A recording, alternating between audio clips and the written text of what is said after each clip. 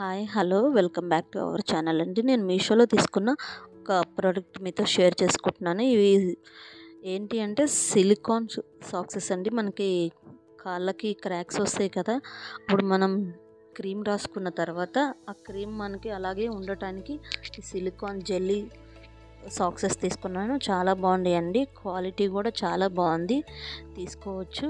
మనకి cream ointment కానీ cream కానీ ఏదైనా రాసుకున్న తర్వాత మనకి పోకోకుండా చాలాసేపు ఉంటుందండి.